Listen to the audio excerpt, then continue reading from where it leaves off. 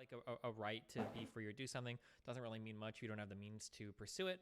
And the reason why, hopefully an equitable way to distribute things in society that enable people to pursue things that would enable them to be happy. So that might take the form of government-provided healthcare or government-funded education or things such as that give people opportunities that they wouldn't otherwise have to pursue happiness. The worry about once you do that, um, once you start to create, say, government-funded healthcare or government-funded anything, Mm-hmm. if it's a monopoly, I feel almost every time it begins to fail. I'm not against government funded anything in theory, as long as there is something else to give someone another option. I'll give you an example. If you have a single payer system right now, right? Mm-hmm. Say we decided to make that happen in America. Okay. What I'd be afraid of more than anything else is that there'd be a two-tier system. And I see that right now in New York City where I live.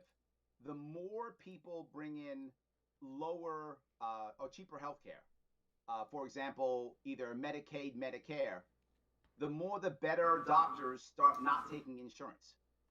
And as they stop taking insurance, it creates two tiers, right? So now the wealthy go to the doctors who don't take insurance, and the poorer people go to the doctors who do take insurance. So what you find up happening is of the more and more of the people who are the have-nots have less choice, less options, often worse doctors. Mm-hmm. If you look at a doctor office right now, and they take insurance, for example, they take things like Medicaid, Medicare. There's going to be two doctors in the office in the practice, and five um, administrators who are more worried about photocopying your card than anything else, right? That's what they're going to be most worried about: photocopying your card, your information. You're in the way in that case. I mean, you're in a place to where you sit down at 3 o'clock for your 3 o'clock appointment. You don't get seen till 4:30. At every single time when you leave the doctor, they see you for 5 minutes and they walk away. And then what happens? Well, it ends every time with either a procedure or a prescription or a test, because that's how they get paid. They are incentivized to bill the government for money, or bill the insurance company. The insurance company or the government becomes the actual customer. And the actual customer is secondary and in the way. But if you look at another doctor's office where they actually take just cash, you pay them with a credit card or you pay them with a check or whatever you do, or cash, whatever. Now you are the customer. So you show up at 3 o'clock for your appointment. You're seen maybe at 3:05. The doctor spends more time with you, asks you questions like, how are you sleeping? How are you eating? What's your stress level? They don't have to give you a solution to something. They don't have to give you a prescription or a test or a procedure, because they're already paid. You wind up getting higher quality healthcare in a system that's more like that. Now, you can't do that tomorrow, right? There's no way I could just go, well, let's get rid of this tomorrow. But you could create a system to where people start seeing that. You could create a carrot to where now doctors start seeing more value. And an example I brought up when I was running for office was the idea in New York State, and I'll speak a lot about New York because I know New York the best, but I'm sure it's true in other states too. In New York State, our Medicaid, Medicare bill is huge. $60 million, $60 billion, if not more. It's massive. And most of it gets pushed down to local counties, and they have to raise their tax like there's no tomorrow to pay for it in unfunded mandates. And it crushes the local economies. It's a big problem. One of the reasons, there are many, but one of the reasons why so many New Yorkers are leaving the state. So my idea was, actuaries already know about how much someone's going to spend based upon what box they put them in for Medicaid or Medicare. So instead of saying, hey, go ahead and do this, instead, here's a card. Here's a card. It's a debit card with the amount of money that you would normally spend. Spend it any way you want. Just go. Spend the money in a doctor's office any way you like. And what winds up happening at that point is now doctors who don't take insurance can say, wait, so if I market to Medicaid, Medicare, I can get some of that money. Yeah, they'll begin to market to it. Now you can go to the doctors that you choose. You might say, Larry, well, what happens if the money runs out? Well, you're still on Medicaid and Medicare. But what should happen is people will start to think differently about their health care.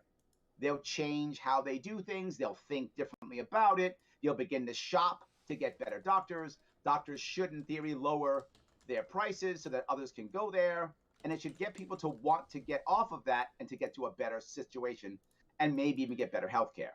That's the goal. So something like that is a good move towards better health care for people. Now, most people, as you know, will not do anything with that. They'll just go, I'm going to stay with Medicare, or I'm going to stay with Medicaid, I'm going to do nothing. But there will be early adopters. And as there are early adopters, people are going to say, wow, this actually works. I want in too. These are the types of policies I'm talking about that are about creating more options for people. Am I making sense or no? Yeah, so I understand a lot of what you're saying. I think that you accurately identify a lot of problems. I don't think a lot of the solutions that we're proposing here would actually do anything to help any of the problems that we're talking about. So for the first part, when we talk about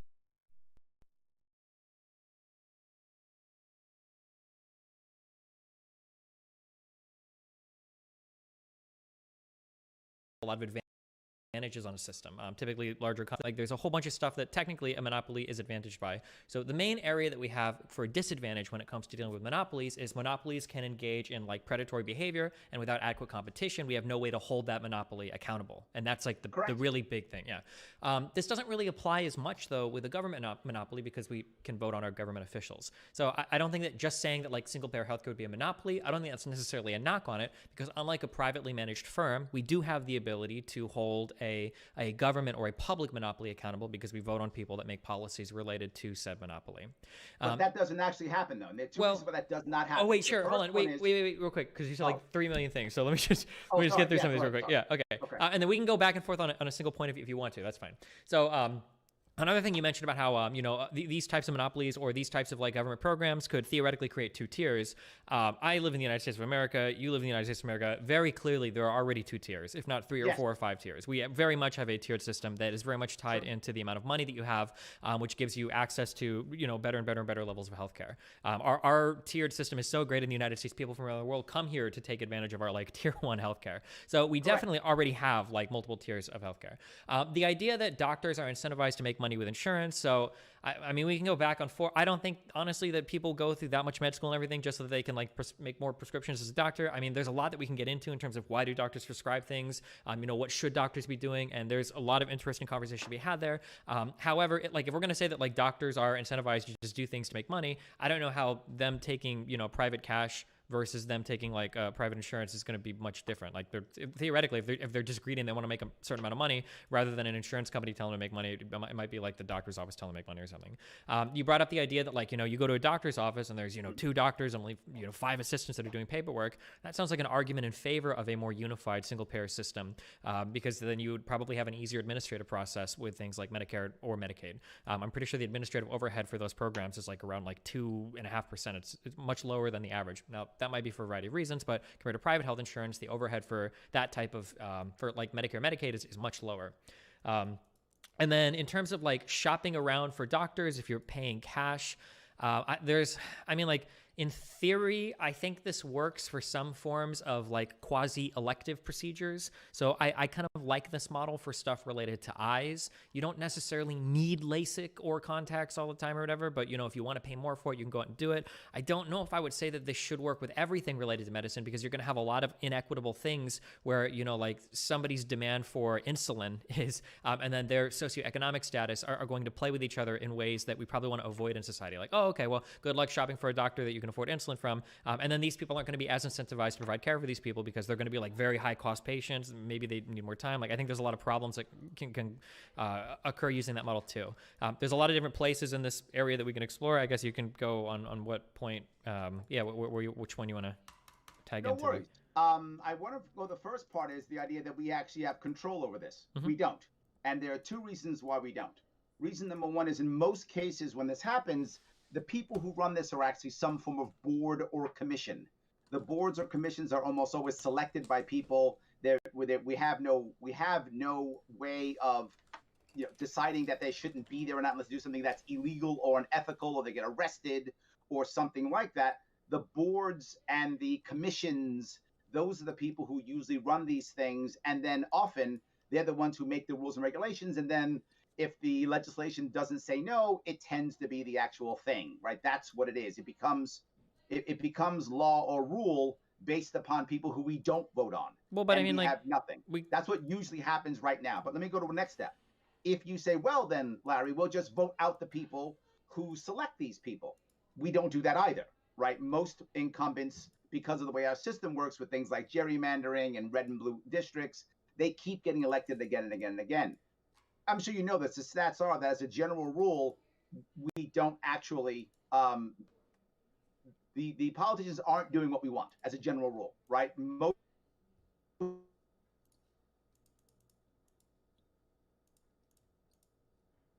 tend not to, right? So I'm not sure I buy the idea that we actually have any power, but we do have some power, not much, but more, I think, if there is a private sector, because we can decide to not go someplace. We have a chance of voting with our dollars or our feet, which again isn't great when you have people who are very powerful, but it gives us some power and some control. I think you see that with how things are moving now, even socially in our country.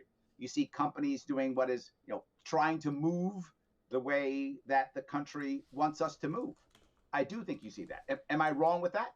Can you repeat that last part again? Your thing lagged in the middle, and I didn't get the beginning of that last question you asked. I can't hear you. Is that me again? Oh boy. Hello, hello. Uh-oh.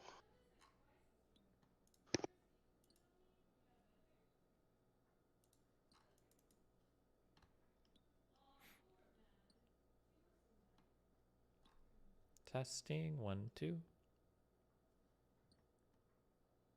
I don't think this one is me. I can't hear you. Hello, hello, hello. Yeah, I can hear you fine. Wait, can you hear me? Yep. Okay. So I'll just message him. It's probably actually the headphones that just got the jack got a little loose. Can you talk now? Now talking 1 2.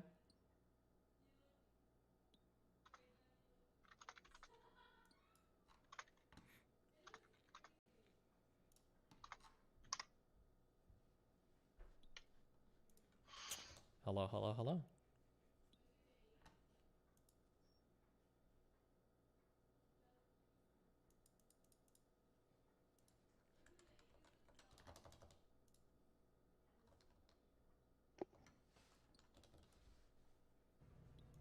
Out of pocket for that shit.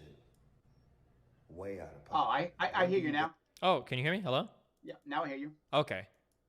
Okay, I asked if you could repeat that the last question you had said, because I missed the middle of it because it lagged out for a sec, probably when the headphones turned off.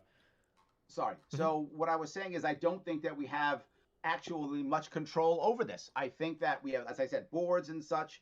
They are the people who usually make this work. And when we try to vote people out, we tend not to. When it comes to things like voting locally, gerrymandering, red and blue districts, the people don't leave, right? We tend to not vote them out because we are afraid to the other to come in. Right? If we're in a red district, we're afraid of the blue. If we're in a blue district, we're afraid of the red.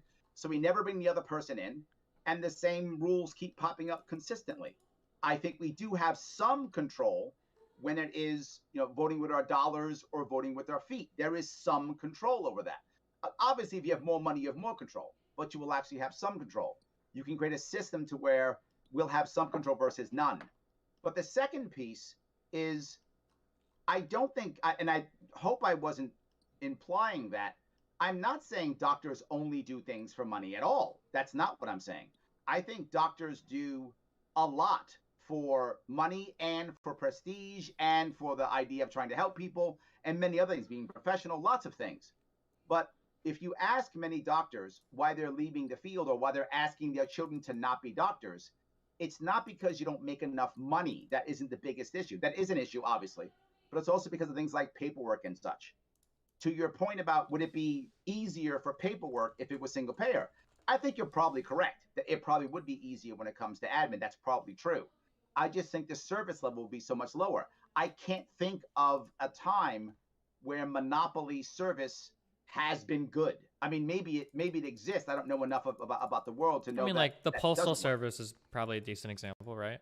If that were true, why do we have FedEx and why do we have UPS and why would we have so much competition in the postal service? I mean, we can have like other options for like delivering stuff if you want, but in terms of like sending a letter to literally any mailbox that is like federally registered as an address in the United States, I think it is like relatively successful.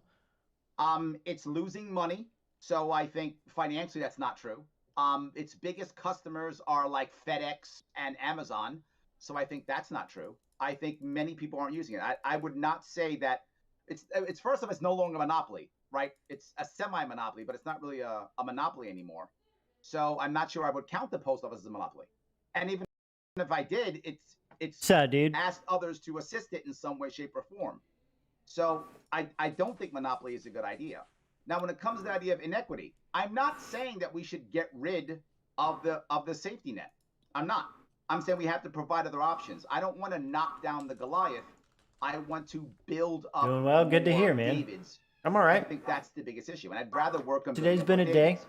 I'll give you another Almost idea. one Well, whole yeah, so one real even. quick, just on the post office example. So the post office, as of recently, like might have some financial trouble. Now there's some interesting like regulations tied into that we can talk about in terms of being required to prepay pensions and whatever. But the post office is absolutely a successful service. God damn it. In ways that private enterprise doesn't seem to do. So for instance, what I said before, the post office is the only like package deliverer that will guarantee The problem, man, I imagine he's going through Discord and the volume levels are fucking wrong on his end. Could only be done through some sort of public pressure, because if So I can't hear the fucking guest as well as I can hear Destiny. Oh, well, you live too far out. It's Friend not gifted profitable. Star We're Wars sending out that Squadrons to me. you're done. Nice.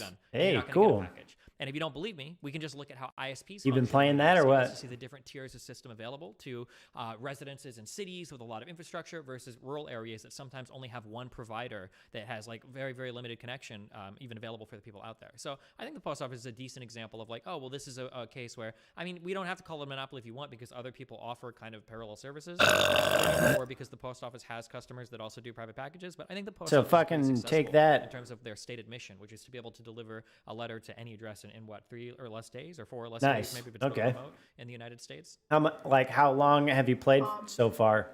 Yeah, I think, but that's my point. The post office isn't a monopoly. The post office has found the niche, right? The post office's niche really is what you just said, right? If you want to send a package to Barrow, Alaska, right? You're right. Okay. The odds of All right. sending them a getting there is slim to none. Well, very cool. In fact, the FedEx will probably give the package to the post office and pay them to. I guess we're talking about deliver libertarianism. to Barrow, Alaska. But by default, it's now not a monopoly, right? Because FedEx is there and UPS is there and now Amazon Prime is there. So it's not. And my point would be, it wasn't a monopoly, because if it was a monopoly, then there wouldn't be a FedEx or a UPS or an Amazon Prime. So I'm not sure the post office is a good example. So am I wrong on this? I mean, like I mean, I guess it depends how we define monopoly, but the post So office political legally philosophy that functions as a advocates type only monopoly. minimal So, for state instance, intervention your federal in the free mailbox is market and the legally private exclusive lives of access to the post citizens. office. Nobody's allowed to So reach it's into that the and whole interfere with idea federal that, government. you know, can't less solve it. government is But I mean, like, I guess you better. don't have to call it a monopoly if you want, because there are other services that Like offer some point services. blank. I do take issue describing the post office as having found a niche.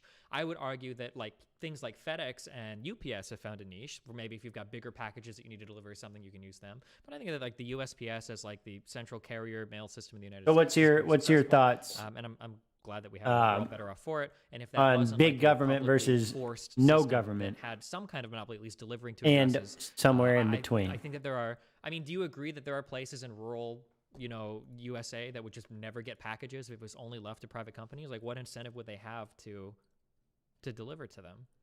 I'm not saying get rid of the post office. That's my point. Mhm. I've never said get rid of the post office. Sure. I've never said get rid of Medicaid and Medicare. Okay. I think you want to have that. Mhm. My point is, I want to have more than one option. I'm not against the post office existing and doing its job. Mhm. I would be against you Okay. saying, which we don't right now. I would be against you saying, you know what? Only the post office can deliver. So would you define FedEx may yourself? not Yeah, exist. okay, good. UPS So may you're not a little exist. bit more of a Amazon Prime may moderate not or a exist. centrist on That's that my position, issue. which And is if we go single probably a payer, good thing. That's what we're doing. We're saying other insurance companies may not exist. And that's my problem. Because you know what? For some people, the post office is absolutely the answer. And for others, it's completely not. And Sure. if I want to give people the best option, let them have options. Sure. Do you ever think there might be a problem where, when we talk about giving people options, when we start tying those options into Hold on, I how gotta much money fix you this need, real that quick. might be cutting people off from some things that maybe if provided by the government would be otherwise like accessible to them? Can you give me an example of one thing you might be concerned about? We could say schools, like the difference between private and public schools. Yep. No, I love the idea. What I talked about, again, I'm talking about policies now. What I spoke about. All right, let's see how this works. In New York, we spend. So long as they leave me and my friends and my family alone, I'm happy. Okay. Here in New York State, it's yeah, so then the question there is, what do you mean by leave you alone, right? We rank somewhere between 25 and 37. That to say, like, don't do anything that affects my life? Get up in the top 10, depending on who ranks us, but it's very rare. Usually or does it mean, you know, like, provide me with these things, just don't tell me what I can't do? Let's not support homeschooling, and New York State's very bad with homeschooling. So what I would like us to do is, again, provide more options. Same thing. How about instead of us judging by tying our schools to property tax, which is what New York State does. Instead, it comes directly out of the state government, flat fee, whatever number of kids you have in your school district. So I mean, multiply it. Like he's talking about healthcare right now. What do you think about there being like single payer healthcare that is government run? The kid goes to the school district, the district gets more money. The kid leaves the school district gets less money. More kids means more money. Everyone gets the same amount of money. Now, in reality, what happens in reality is the wealthier parents donate money and donate stuff and raise money, and the wealthier families wind up having better schooling in general. Anyway, there's almost no way of stopping that. It's probably going to happen. But not just that. If you also then supported homeschooling with some type of credit for people who wanted to homeschool, if you wanted to support private schools with something like that, but at the same time still allow those kids who are homeschooled and private schooled, since the people are still paying taxes, to still join and go to the public schools. And what I mean by that is you could be homeschooled, but still be on the local chess team. Be homeschooled, still be on the football team. Be homeschooled, but still go to the class trip to Spain or whatever is the thing that you're doing. You do that, and now you're providing more options for people. Would someone who's wealthy have better schooling? Yeah. But as long as I'm allowing the kids who are poorer the same options, I'm okay with that. I think it's a better system now. Right now, the system is not working. That's not necessarily true. I mean, government-run everything could also lend itself perfectly towards capitalism if the government runs under a capitalist structure. But I get your point. Government-run everything is a bad idea, I think. There are certain things that the private market is just better at. Which is part of why, you know, when it comes to healthcare, for example, I think the public option is the way to go. You know, get some people on healthcare versus, you know, saying, well, hey, fuck you if you can't, you know, if you can't pay into private healthcare or you can't afford private healthcare. I think the public option should be a thing. I don't think we should force single payer government run healthcare necessarily. I just think both should exist. If my ideas are correct, and I believe they are, then people will go to my ideas. And the government will do one of two things. It'll get better, or that system will go away, but the community will have been there to help people because people need help. If I'm wrong and my ideas are bad, people will stay with the government option. It's optional. I'm not forcing anybody to do anything, and I'm not getting rid of the government option. So the people decide that I'm right, Alicia, I'm wrong. Yes, that is a normal thing. It's just I guess delay. So for the New York thing, are you saying that what they should do? There's nothing I can do about that. That's on the back end. To the kids that go to like where kids go to school, or. And yeah, I mean, we can talk about the come out of the general fund. The lingo and concepts at some point off stream, so you can follow it better for sure. That went right to the general fund, and we stopped paying. Now this is, and by the way, property taxes at all to pay for school. You've said specifically, so the issue like, that I run into I don't want anything to do with politics, and now you're talking about, oh, I want to know a little bit more of the lingo. And then poor kids are like screwed, and that is a good thing.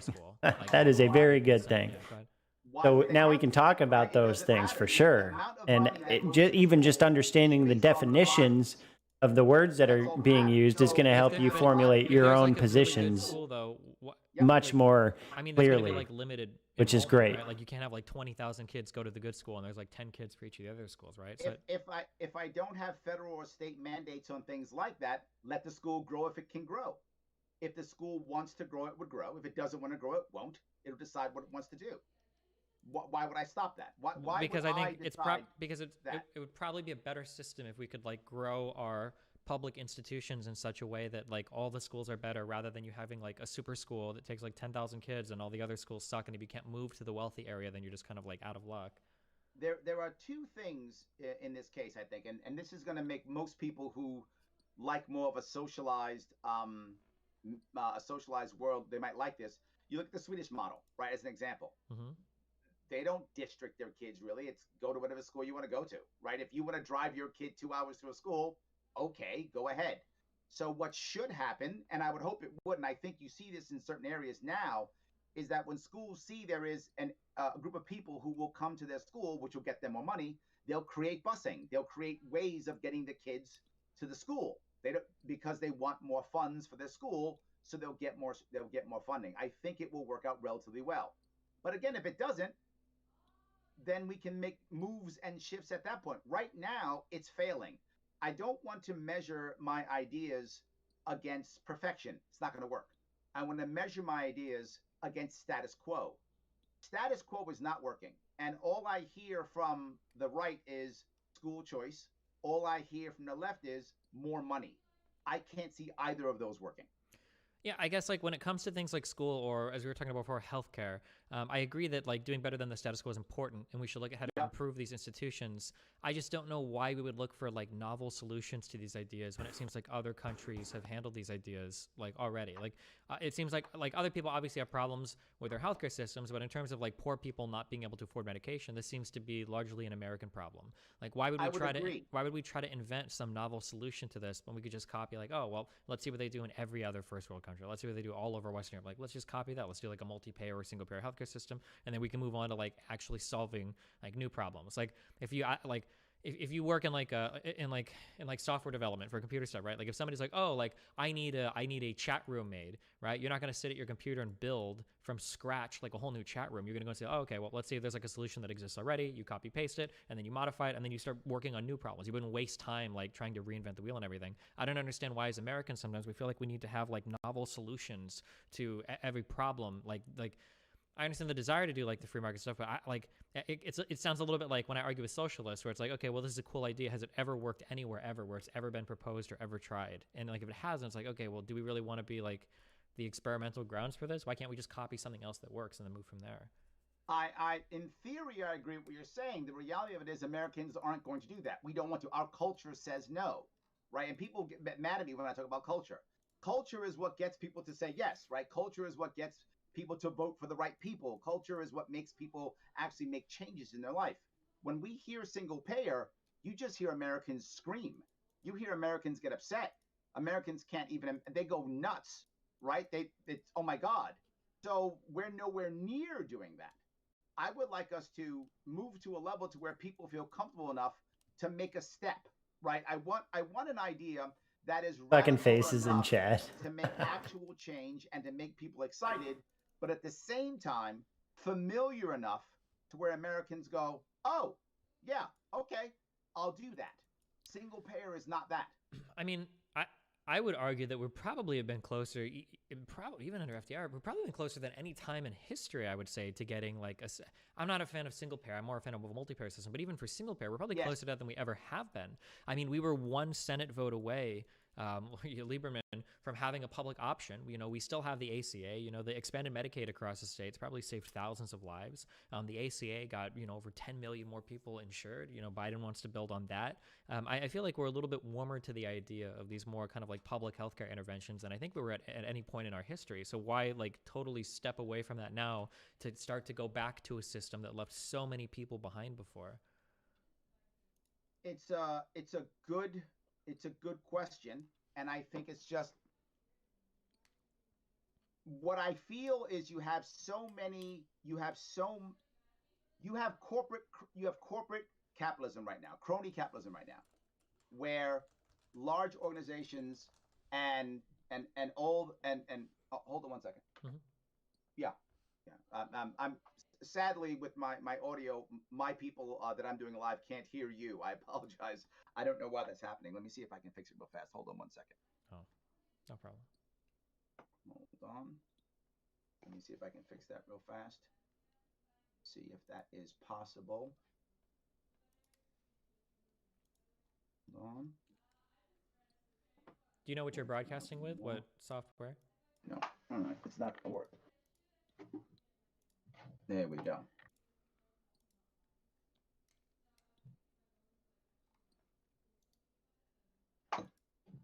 And we're good. All right. Can you speak again? Yeah. Hello? There we go. I'm hoping they can hear you now. I don't know if they can. If we can't, sorry guys. We'll just you can always head over to you can always head to Destiny's YouTube. I'm sorry guys. You can always head over to Destiny's YouTube and watch it there. Mm-hmm. I apologize if my audio isn't working for you. But let me go back to the other piece if I could. Mm-hmm. I feel like with crony capitalism, the idea of us having actual change is slim to none without starting at a more localized state level. And why do I say that? We have tried so many times to make changes. We've tried with, we're gonna change our funding of elections. That hasn't worked. We're gonna try changing how we deal with banking. That hasn't worked. We're gonna try to make it better for public companies. That hasn't worked. Almost every time we try to create these regulations at the federal level, these regulations are written literally by corporate lobbyists, and the corporate lobbyists write rules that they can get around, and they constantly do it. I really think this has to begin at a local, county, or state level for it to make the next step. And maybe I'm wrong, right? I'm happy to be wrong if I am, Mm-hmm. but I have not seen anything at the federal level actually do anything near what it was trying to do. We've been trying to, somehow make it safer and better in theory, right? With public companies. That hasn't worked at all. We've been trying to get money out of politics in theory. That hasn't worked at all. We've been passing laws in theory. Credit, that isn't working, right? None of these things are working at the federal level. So I think at a local level is where you begin to test them, make them work. If people see value, then we bring it up from the local level to the federal level. So in terms of I see this is brought up a lot where people will say like, oh, well, it's really hard to get some things changed. And I agree with that it's hard, but yep. I don't think that that's a result of the system, maybe partially. I think it's just because a lot of these things are very, very, very complicated. So for instance, that's true. Yeah, I don't know if you saw the whole memes with the GameStop stuff that happened and everybody getting upset Absolutely. at that. It harkens back to me to Occupy Wall Street.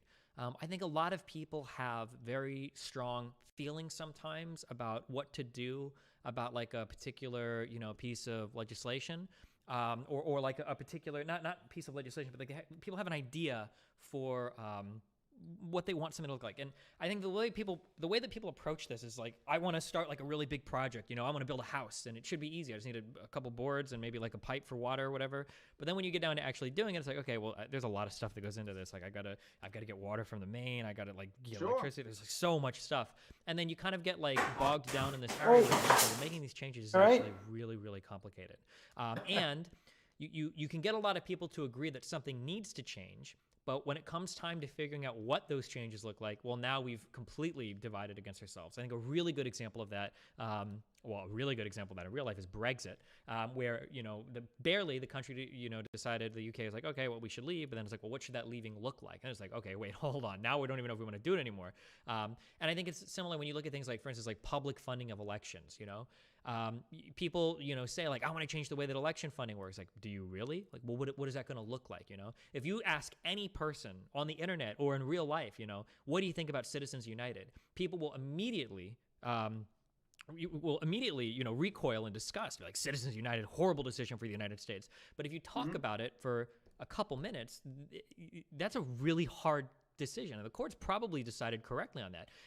The idea that you can't advertise or make any type of material that may or may not support a particular candidate, 60 days before an election, that's pretty crazy. Like, it's a really hard issue, and people will look at something and they'll think like, okay, well, we just need to make this so that it's like this. But then when you get into the weeds of how to do it, well, it's a lot harder to figure out what those precise changes are.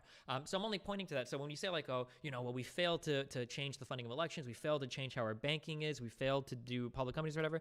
I don't know if we so much as failed so much as like we don't really have like a consensus around how this should be done, which makes the change pretty slow because a lot of these issues are so complicated. People don't really know how they should look, which I think points to the strength of the ACI even more, because despite all of the complicatedness surrounding healthcare, I think the ACI was successful in that it got more people insured. Now, it hasn't done anything to help the rising costs of healthcare. Yeah, that's true. Although that partially is due to the fact that, like, Medicare, for instance, is restricted in terms of being able to negotiate for drug prices, stuff that other multi-payer or single-payer systems around the world do have the ability to do, is to set drug prices. And then the idea that like there's been no social program that has ever been like successful, I would argue things like Social Security, Medicare, Medicaid. I think these are I didn't say you weren't successful. Please, that's not what I'm saying. Oh, okay, sorry. I'm not. Look, I know a lot of libertarians talk constantly about get rid of this, get rid of that, get rid of this, get rid of that. It's not what I've ever brought up. I've talked about poverty. I did a presentation on Queens College on poverty, and I try to show better ways of making of alleviating poverty without a war on poverty, without a war on drugs, without government stepping in and giving out money. I've come up with ideas for that. Mm-hmm. I've literally spoken about that more than once. This is the time I on my Sharpe YouTube page. I literally have a link that's it's cheesy, but I'm a dad, so it's a dad joke. Mm-hmm. I said can't feel the burn. Maybe it's not sharp enough, and it's literally me going down Bernie Sanders' policy page and giving libertarian ideas to achieve the same things that people who like Bernie want. Mm-hmm. That's what I'm trying to achieve. I think we can do it this way because I think it will begin to actually move the ball forward. I do not see at all it happening any other way. What I see happening, if you look at what's happening now, is the left is going deeper left, the right is going deeper right. Nothing is getting changed. The left has become the party of one side of a culture war, and the right the other side of a culture war, and nothing's getting fixed. I'm trying to actually get things done, and while my ideas are not perfect, they coming up with an odd or different idea actually is something that will make people think. People are still excited, and I crossed New York State. And I didn't do anywhere near as well as I wanted to do when I ran. But I did far better than anyone else who'd ever run a New York State and Libertarian Party by far. I did far better than anyone else had done. And one of the reasons was I had interesting ideas like regulating cannabis like onions, mm-hmm. right? Things like that maybe people think, oh, that's radical enough to be different, but I still understand it. This is what I'm trying to achieve. The idea of anything that's single payer or monopoly, I don't want to replace one monopoly with another. We already have cartel systems everywhere. We have cartel systems in almost everything we do. I want more Davids, less Goliaths. I don't see any party or group doing that. I only see libertarians even caring about that. Yeah, I mean, I guess we could go on to like individual policies even to talk about that. I mean, the regulating cannabis and selling that is obviously a really good idea, but I don't think we need libertarians to give us that idea. It seems like there are already a multitude of states that have voted to legalizing, marijuana and even past past medical use. But if you want to talk about like any individual or particular policy for something sure, like that, then, I'll walk down that road right now. Mm-hmm. Right, what legalizing cannabis in most states has done mm-hmm. is still ensure that there is a black market in cannabis. Right, that's what I'm trying to avoid.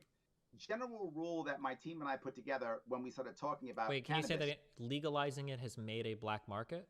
The way we've legalized it, we've ensured that there is still a black market. Just because a state legalizes it doesn't mean they legalize it in a way that makes the black market go away. And what I want to do is I want to try to do my best to end the black market, right? That's what I want to try to do. To the best of my ability, I want to try to end the black market. Generally speaking, the harder your licensing is, the more restrictions you put on people who are felons being part of the industry, the higher you tax it, the more you create a black market. In New York State, for a medical marijuana license, you had to have $210,000 to distribute. Oh my God. How are you going to find that kind of money? You know what winds up happening?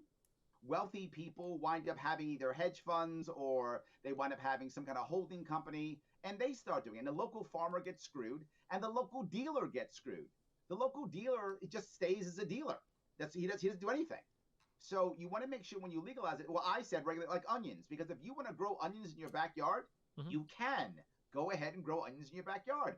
If you're poor or you don't have that much money and you would rather grow your medicine for your chronic back pain or whatever issue you have for your medicine or your PTSD, grow in your backyard if you want to. If you don't, you can buy it cheaply from your dealer, right? My idea was if you like your dealer, keep your dealer. Why not? If you make it to where the only thing you have to do is become legal, all your dealer has to do now is, spend $45 or whatever it is in your state to become an LLC, and he or she can keep dealing. That's a good thing. Now they can get insurance, E&O. They don't have to carry a stick or a gun around. They can actually call the cops if someone robs them.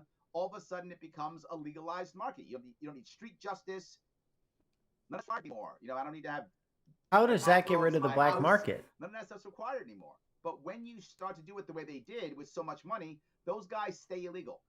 And the price becomes so expensive, people still buy it illegally. So you retain a black market. So you're right in that many states are legalizing it, but they're legalizing it so that the cronies can get their cut. So that big business still gets all their money and the little guy is still cut out.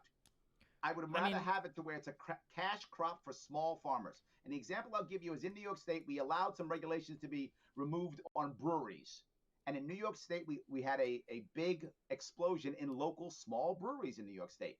Entrepreneurs stepped up. People started doing that. And I want us to have cash local grows, right? Have that same thing. I think that's the way to legalize or to decriminalize cannabis. The way we're doing it now is not a good idea. It retains a black market. Sure. I mean, there probably needs to be some sort of regulation or restriction on stuff. Why, dude? Some type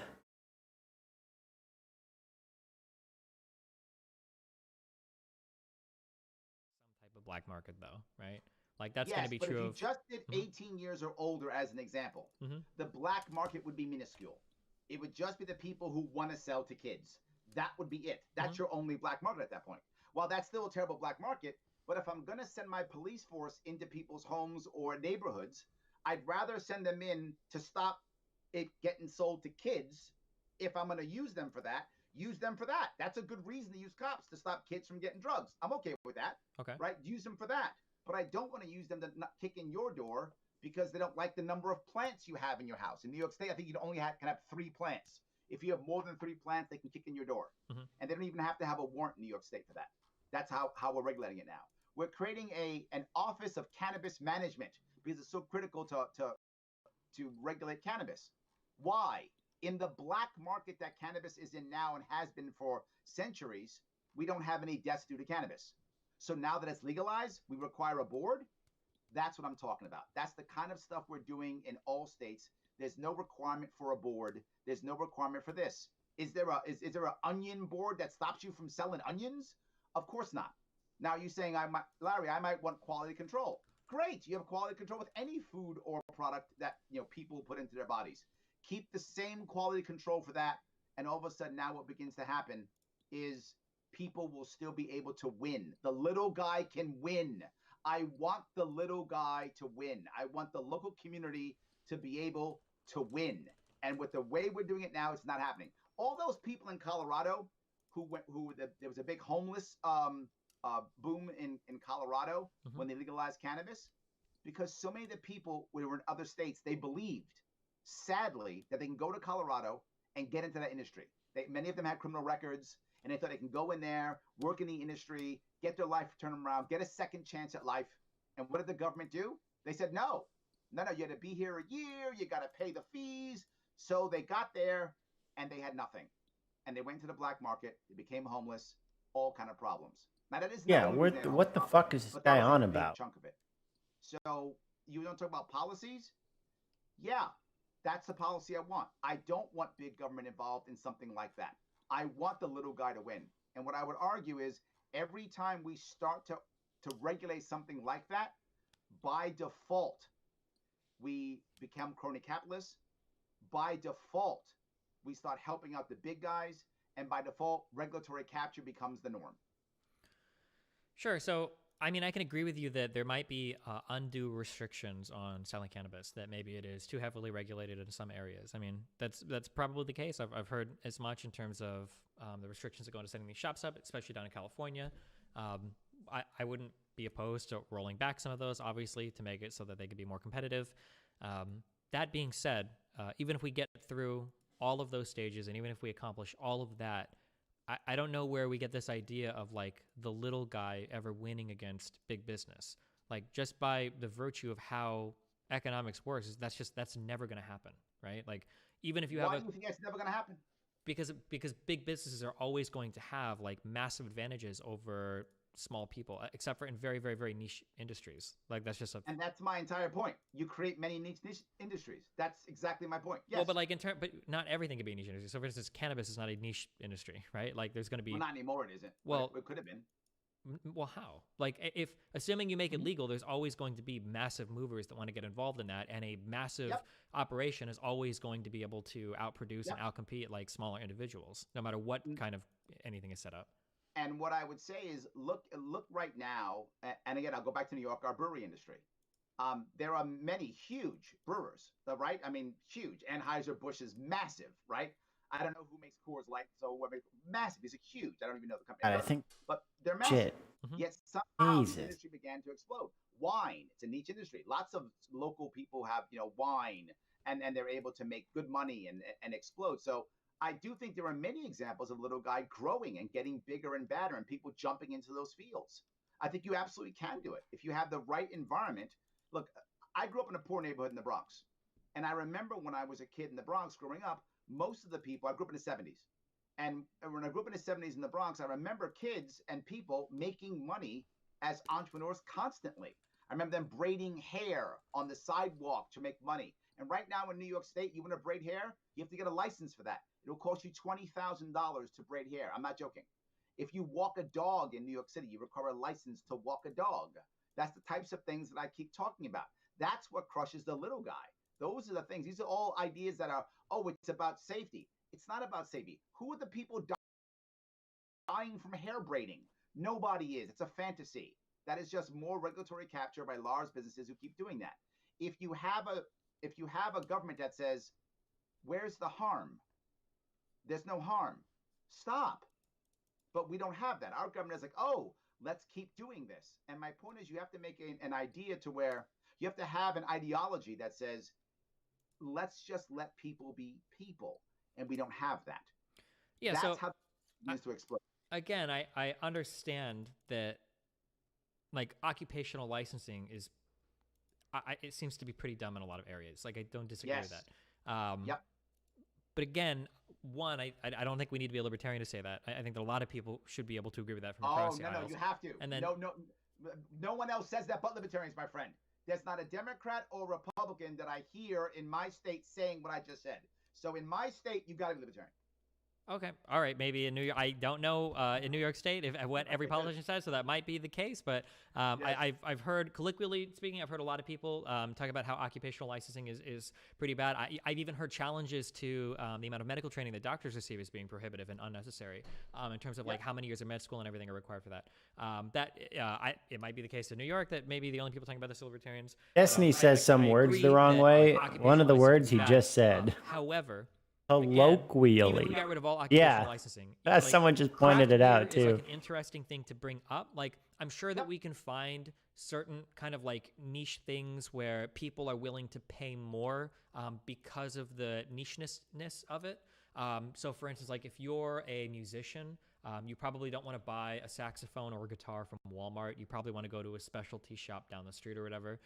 But for the vast majority, for 90% of the products that are moved in this country, I don't think that most people are going to want to go to a small business to get this. Like it's going to be large corporations that are always going to be the major movers in these. So for instance, if we're talking about buying and selling food or clothes or automobiles, like there is, even if we got rid of all the regulations and all the everything in the world, the large businesses are still always going to outcompete the smaller individuals or smaller firms. It's just a fact of life. And if you ever did find and the paradox about this is that if you ever did find a small business that was able to find some way to outcompete these larger guys, well, that small business would inevitably grow into a big business, and then it would become the next big business, right? I oftentimes I hear a lot of people talk about, when we talk about small businesses, people oftentimes hold up this what I would consider a fantasy of this idea that like we can do things to help small business owners, and we can do things to help the small guy be able to compete, and blah blah blah. And it's like I don't think that just can't happen. It's never going to be the case, except in very niche industries like maybe craft beer, which I'm willing to bet, after the coronavirus and everything, I'm willing to bet that a lot of these breweries are probably having a lot of problems in New York right now, and probably don't have the capital in hand to sustain themselves through the coronavirus stuff and everything, and then coming out of it. It might be the case that you can do some things to help, some very, very niche small businesses, but the majority of things are always just going to be run by people that have, larger supply chains, larger corporations, more national or even international presence. That's just a fact of life, I think, that we have to kind of live with. So are you saying then that there's no hope? Is that what you're saying? Don't bother trying to stop the behemoth. Don't bother trying to stop the Leviathan. Just allow them to run roughshod because we have no chance. It's like, so, I mean, like, let's say there's like, if there's a river flowing somewhere, we can get mad at the river all you want and complain about it and tell it to stop flowing, or we can set up, like a turbine inside of it and set up like a water wheel and get power off of it. Like, big businesses are always going to be the dominating force in any economic system. That's just a fact of life. It's just comparative advantages and everything. Like, they're always going to be the biggest. So I think it's good to like recognize, like, well, what are the advantages? The things that you brought up earlier as your example of successful companies, you're not listing any local businesses when you talk about like FedEx, UPS, or Amazon Prime, right? These are massive corporations that have been able to deliver these products because of their national presence. And I think it's important to recognize that that's a fact of the world. Let's not delude ourselves into thinking that a small mom and pop shop is going to become competitive with Amazon. And instead, let's figure out like what are the appropriate tax structures we need for these companies to keep them honest, to keep our social programs funded. And let's move forward there. That's a more realistic path forward, rather than the idea that like every small business is suddenly going to become competitive with big businesses overnight just because we get rid of, like occupational licensing or other forms of government regulation. Well, look, all the big businesses at one point were small businesses. So clearly they all became great. If you go back, say, 30 years as an example, I'm not sure exactly, but in an area, all the top companies that are top companies now weren't. Many of them didn't even exist 30 years ago. Probably most of them 40 years didn't exist at all. But they were at least small, if not that. So I don't think that's true. What I'd like to do is create a cycle to where big businesses grow and collapse and small businesses come up. And that's a normal cycle that we should do. That's what I want to foster more than anything. And sadly, I feel we're moving to a point to where right now, if you look at financing, for example, or brand new businesses as an example, in most cases, you find so many people starting businesses with only one goal. To sell to a bigger. Yes. Yeah, that's a huge problem. I agree with you. It's really silly. Mm-hmm. To be bought. And most of that happens because once you start to get bigger, it becomes harder. One of the rules I wanted to put in play in New York State which is similar to one in Wyoming. Wyoming, if not mistaken, is for farmers. If I got it right, it may have changed, but when I was running, it was true. If you were a farmer in Wyoming and you agreed that you would sell only to within Wyoming, you were immune from all federal regulatory bodies, right? Once you decided to sell outside of Wyoming, you then had to of course, abide by federal regulatory bodies. Mm-hmm. So I think in New York State, as I mentioned, we should have that for any small business that agrees that will sell only within New York State. You're immune from any federal regulatory bodies. That gives you an advantage, number one. But two, some people will decide, you know what? I like staying small.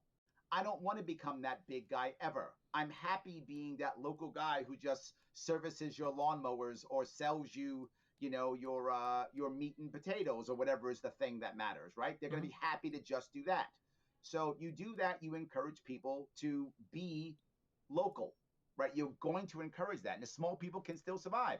Go to most small towns in America today. Most of them, they have one big thing, like they have a college or a prison or a factory. They have one big thing in the town, and then everything else is some form of franchise. Some form of franchise, whether it's a gas station, a fast food joint, whatever. It's an H&R Block. It's some form of franchise. Why are they so popular in America? Now, I'm not against franchises. In many cases, they're very valuable for people who want to grow a small business, particularly those who like some kind of structure. It's not a bad idea, but they're everywhere because franchises are basically big business. They have the massive lobbyists, they have the lawyers, they have the HR, they have all the things required. The little guys simply can't compete with. They can buy in bulk, as you mentioned earlier. They can do all of those things, right? The issue that I want to do is I want to make it to where the competition is from the local person. Some people will stay small. Some will be able to prep themselves to grow bigger. I would rather that be the case. So I probably already know the answer to this. So my question would be then, why is it that you don't see all of these small competitive businesses popping up everywhere? If like so many people would prefer to remain local, like why is it that we don't see those businesses coming up more and being more successful? I think we do see them come up and then they get smashed down. I think we see them come up and then they get smashed down. That's the problem. They do come up. Lots of people start new businesses. Give me an example of a business that has come up and then gotten the area of around squashed down. 12-ish or so, and this tends to be pretty similar. About 80% of all small businesses collapse within 5 years. Sure. And then another 80% of those collapse another 5 years. Sure. So generally speaking, small businesses fail. Those numbers are higher than ever now. Why? Because it's so hard. It's hard to I tease people when people start businesses here in New York State. No, that's a non sequitur right there. There's so much more that goes into the reason new businesses fail than just what like the government does not support it's harder the economy, now, which is the way many or because it's so hard in the future.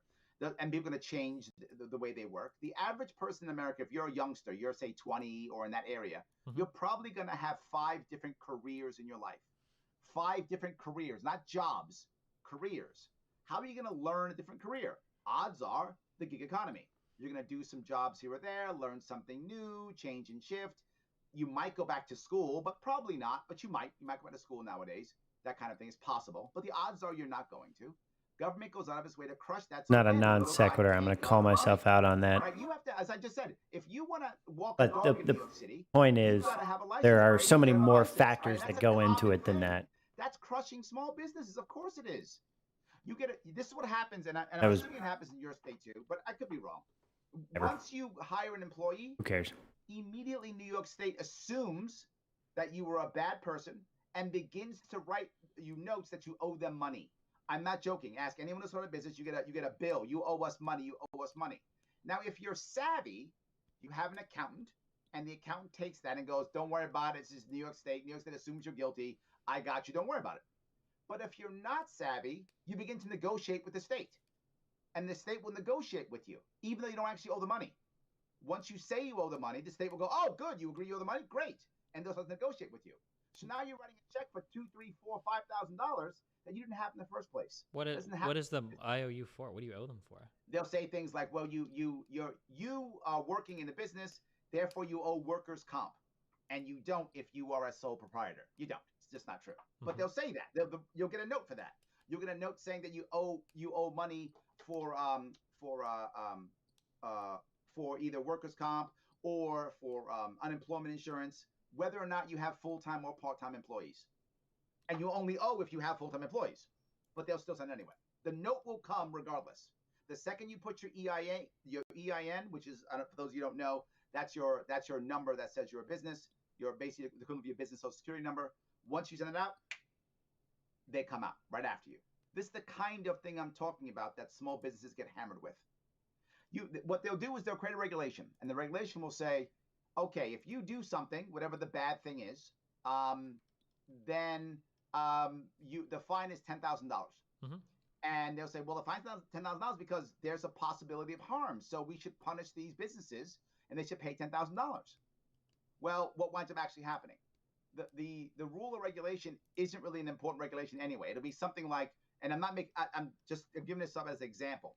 You know, when your burgers are on the counter being ready to be fried, they have to be at 40 degrees Fahrenheit. That's the type of regulation there is. I don't know if that's the actual number, but there is a regulation like that. So now yours is at 42. That's a several $1,000 fine. Well, what does McDonald's or some large corporation do? They collect all their fines at the end of the year, They then go to the city and negotiate. Hey, we owe you $4 million in fines. We'll pay you $1 million. Be quiet. The city goes, great, thanks. Takes $1 million, walks away. That's what happens if you're from a franchise or a large organization. If you're a small organization, they say, give us $10,000. If you don't, we're going to shut you down. So the small guy gets killed, well, the franchise doesn't. If New York City, if you see the UPS truck drivers and such, they get tickets all the time. You'll see sometimes 2, 3, 4 tickets. What do? At the end of the year, they negotiate with New York City and write them a check. But what if you're a local guy, an owner-operator? You get 2 or 3 tickets, you're screwed. That's how that works again and again and again. I would like that to not be the case. So I guess alone. So I guess to think of the example of like the fines for the burgers on the counter, do you want that regulation to disappear completely, or do you just want like larger corporations to not be able to negotiate away a fine? No, what I want is the rule to be, if you harm somebody, you have to pay.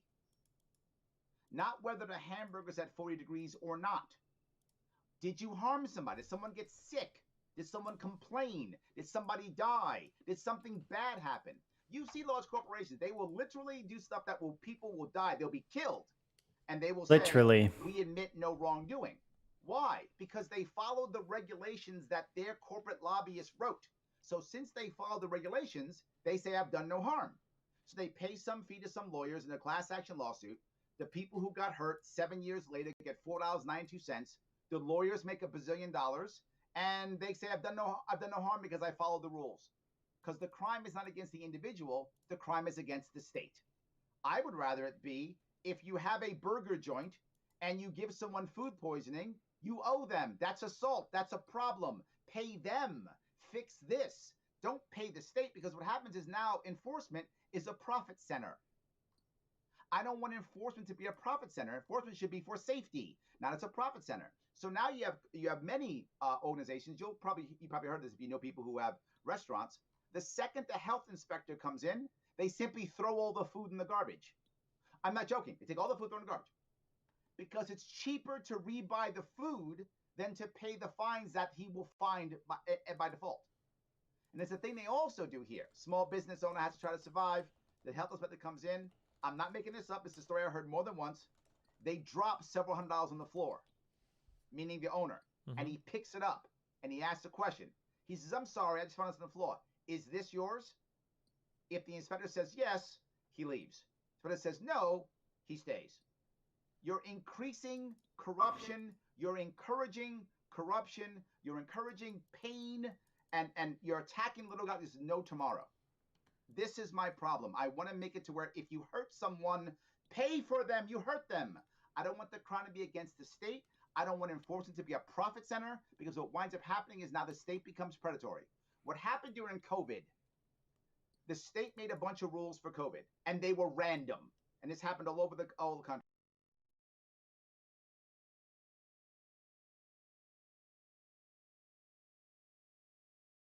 Do this thing, now send their agents out to now collect and now attack bars and clubs that were already getting destroyed, restaurants that were already being crushed. So the county saw this and said, whoa, you guys are coming in and you're robbing our people. We don't like that. You can't rob our people. We rob our people. And then they created their own rules and regulations at the county level. And then those rules and regulations did not match at all. So now a local bar or restaurant has an option. Do I let the county rob me, or do I let the state rob me? Which one? Because I can't follow both. And that was happening constantly, to where people just said, I'm going to shut down. I can't handle this.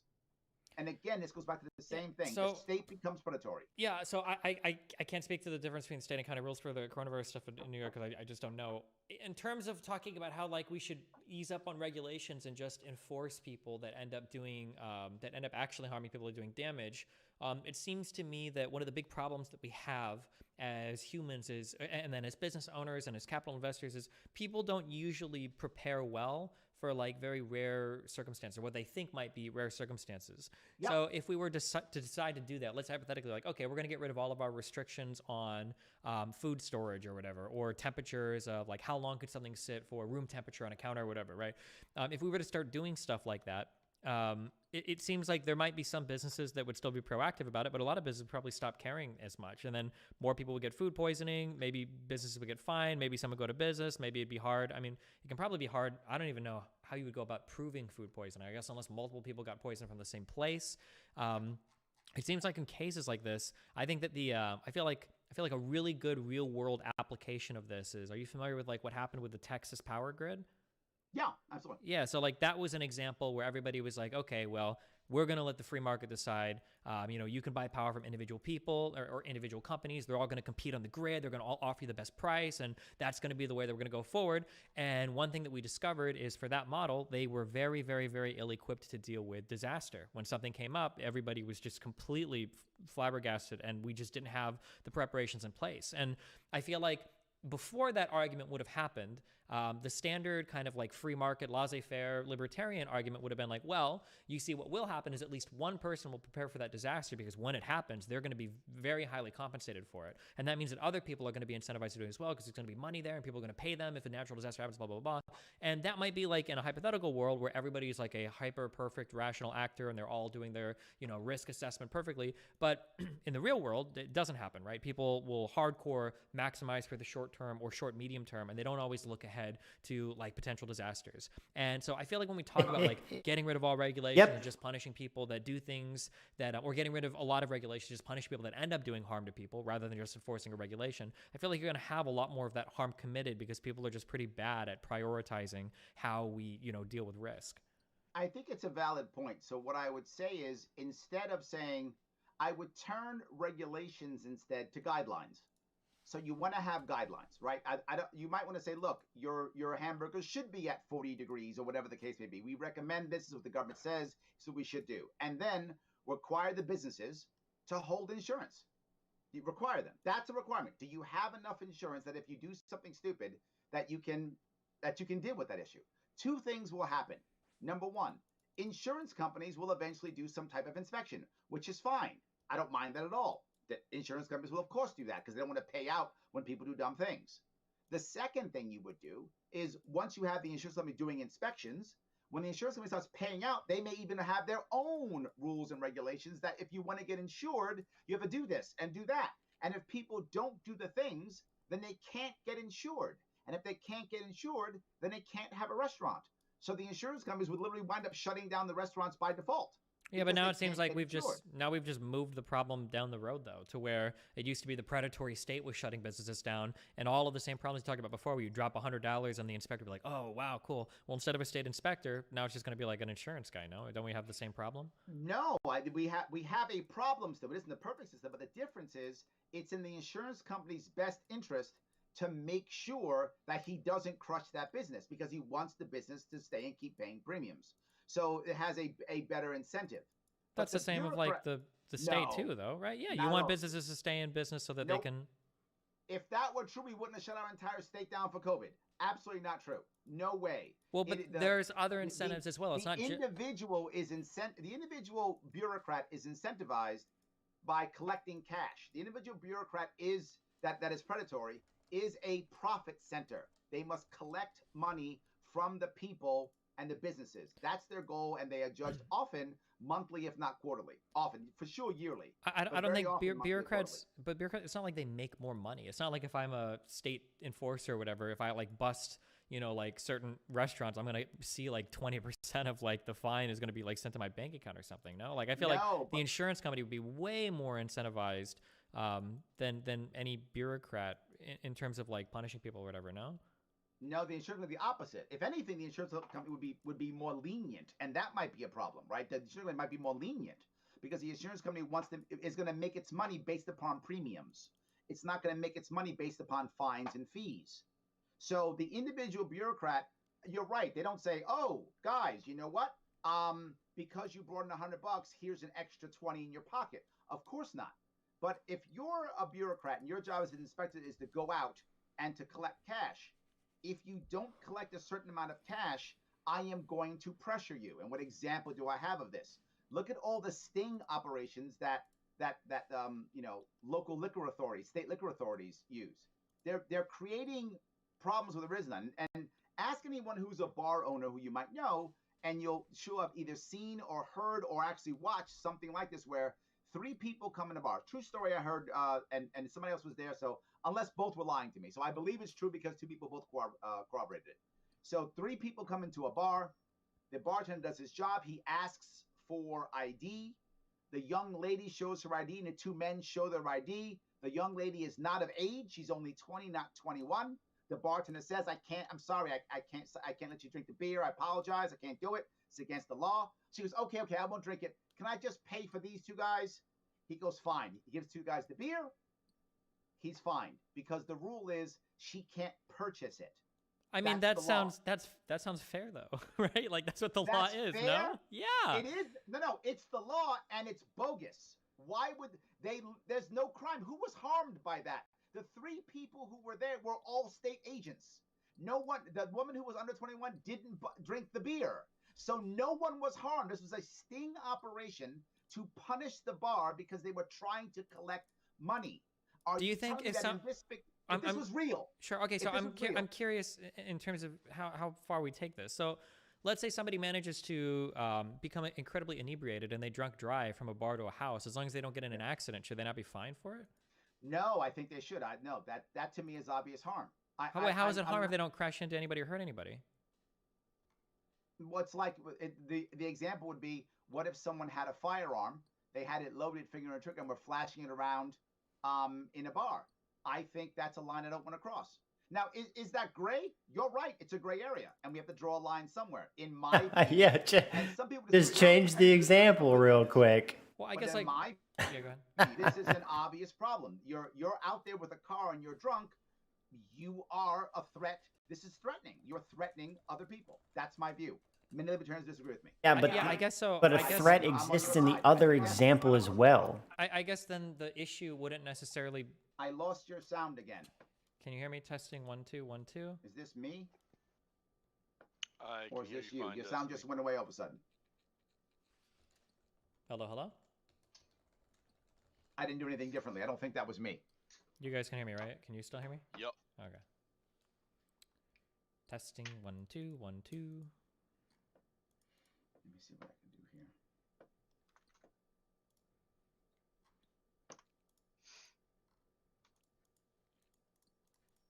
here. This has to be a bait tactic.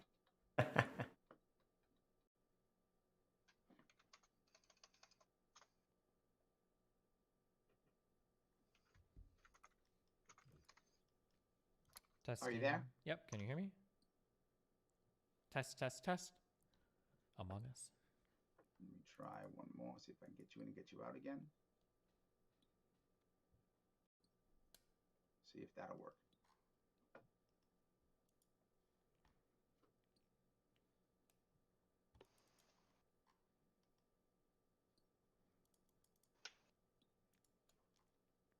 I can't hear you. Testing 1 2. Test. Super frustrating. How about now? Testing 1 2. Test. Still no.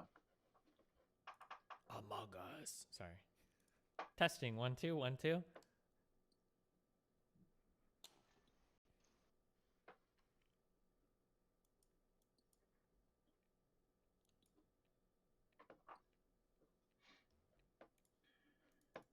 Test.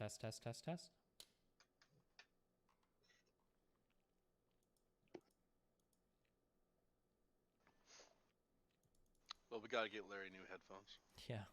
No Bluetooth.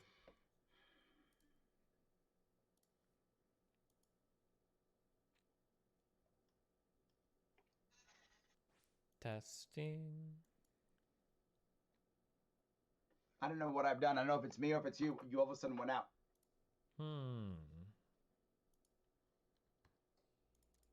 Testing. I seem to hear everything except for you. Can you hear me? You can't hear Discord.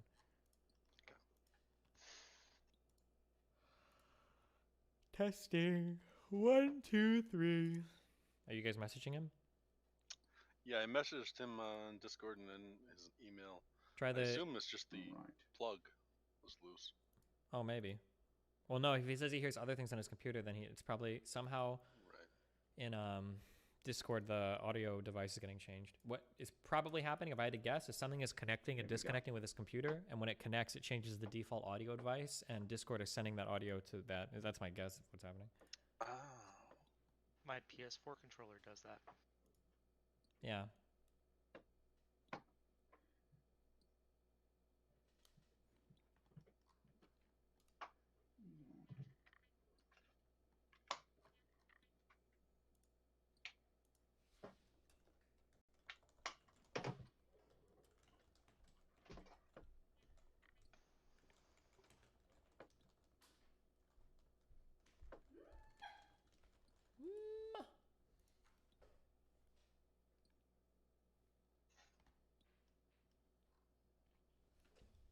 There we go. Now I got you. Oh, can you hear me? 1 2 1 2. Yep, now I got you. I don't know Okay. what I did. Now I got you all of a sudden. Gotcha. Do you know?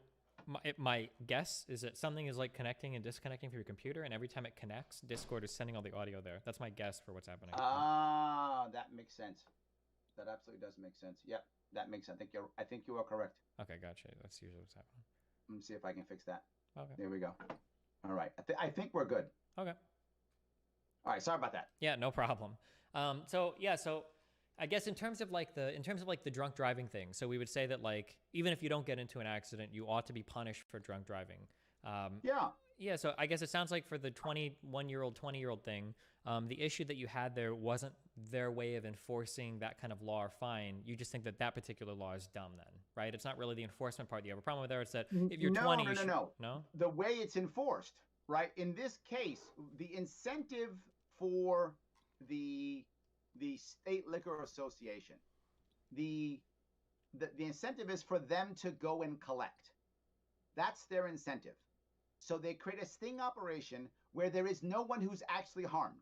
Again, the 3 people there are all state agents, right? Yeah. The woman's actually over 21. She has a fake ID to try to fool the guy. Well, do we think that our sting operation? She doesn't drink anyway. Yeah, are sting operations always bad then?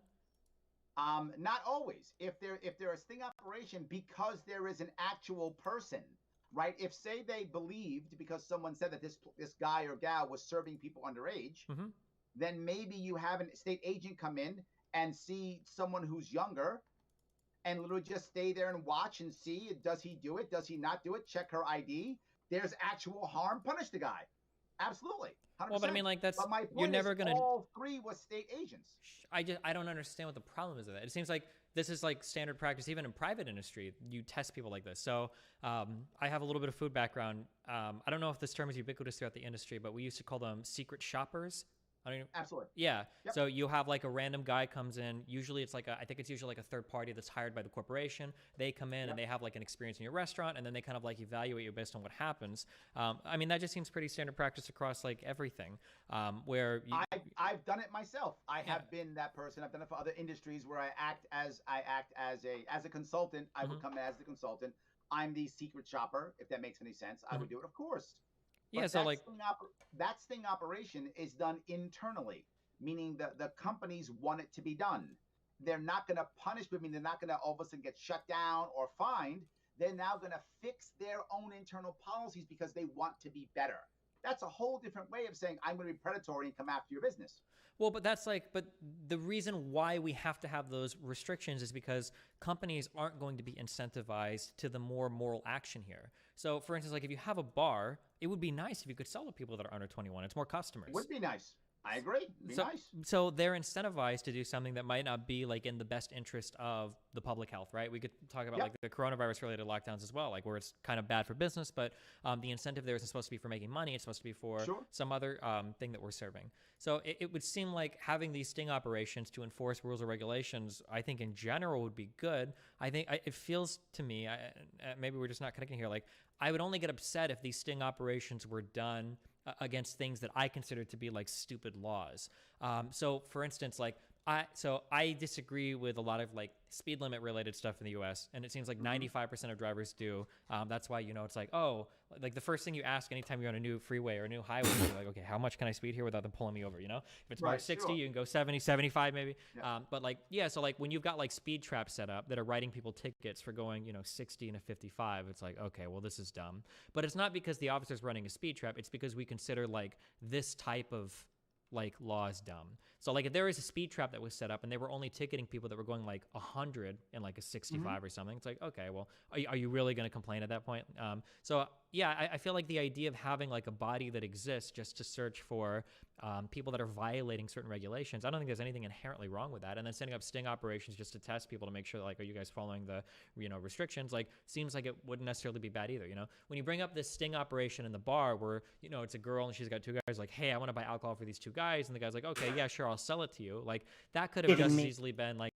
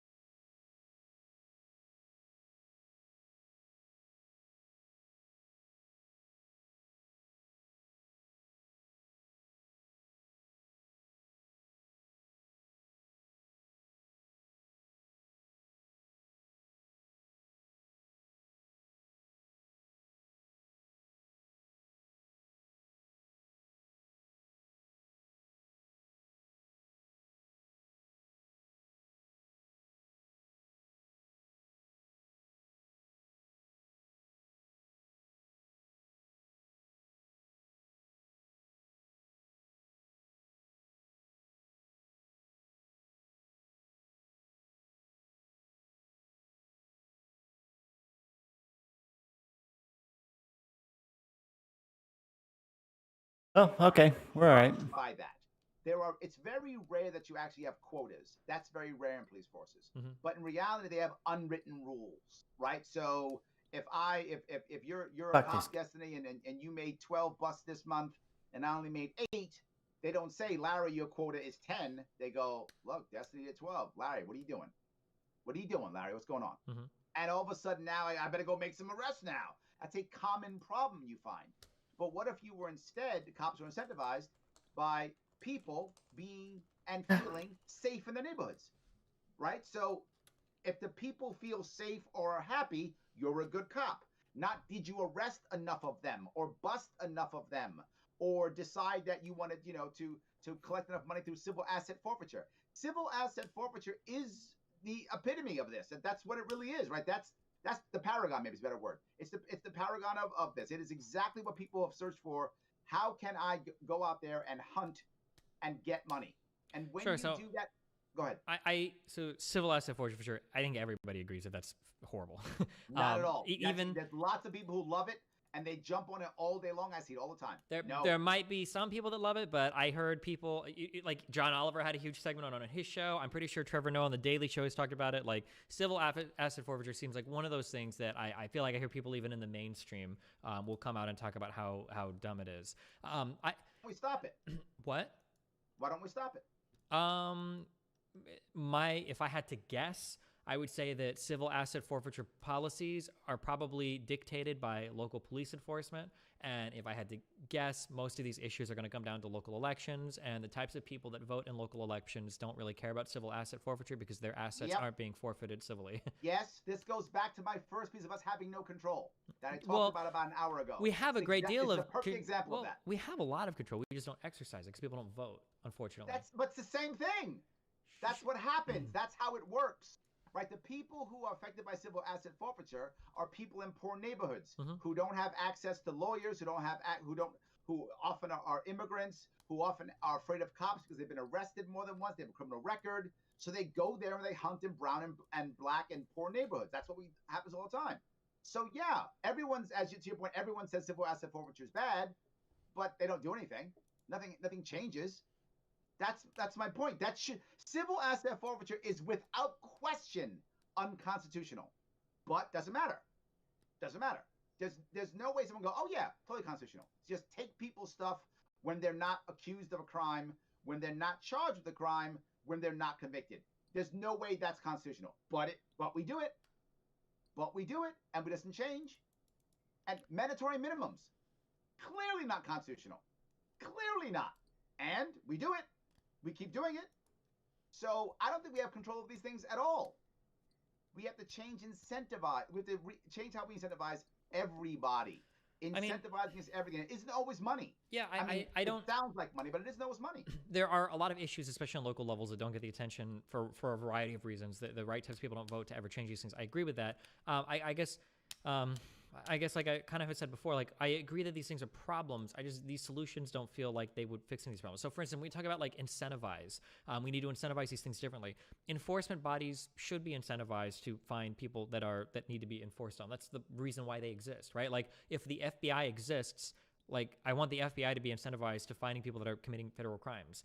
Or if local police departments exist, I want them to be incentivized to find people that are breaking like local laws and ordinances. Like that's what they should be doing. Like we need to incentivize them and empower them to do that. Now, and I feel like sometimes we're getting our wires crossed on this, or maybe that's just the impression I'm getting. I don't think that there's a problem incentivizing law enforcement to find people that are breaking laws. I think the problem sometimes is that we just don't agree with some of the laws that exist. Like even civil asset forfeiture isn't necessarily a bad idea in concept, because I think that the concept of civil asset forfeiture is just that if there is a particular civil asset that's being used in the forfeiture of a crime, that the state has an authority to seize that asset. So for instance, let's say that you break into somebody's house and the house is being used as a meth lab, right? That maybe the state has some authority over, taking part of the property or stuff going on in there. Or if you've got like a car that's like specially decked out to like run drugs or whatever, like maybe there are arguments there. But when these like, there's no arguments there. Sure. Sorry, there's no arguments there. For what? If the person is not at a minimum arrested, at a minimum indicted, maybe. But we take it when they're not even accused, not arrested, not indicted. If you at least went to if they're indicted, maybe I could see, right?